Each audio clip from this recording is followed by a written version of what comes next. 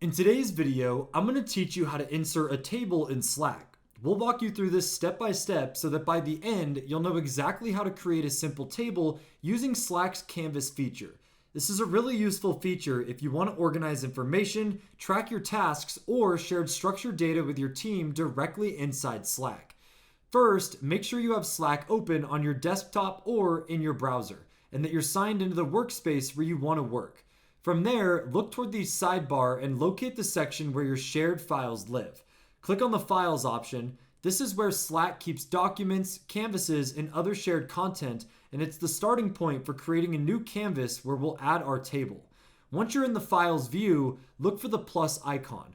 This is usually near the top of the interface and is used whenever you want to create something new. Go ahead and click on the plus sign. This will open a small menu of options for different types of items that you can create. From that menu, choose Canvas. Canvas is Slack's built-in space for rich editable documents. It allows you to add text, images, checklists, and of course, tables. Click on Canvas and Slack will open a new blank canvas for you to work in. When your new canvas opens, you'll see an empty page. Click anywhere on this empty space to activate the editing area. You should see a text cursor appear, which means the canvas is ready for you to insert content. This click is important because it tells Slack exactly where you want to place your table.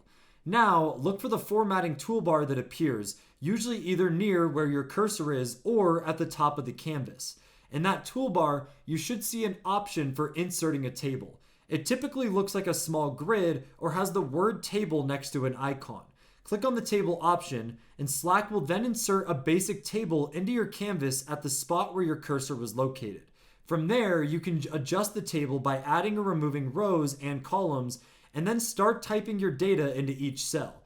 When you're done, your table will be saved as part of the canvas, ready to share or revisit later.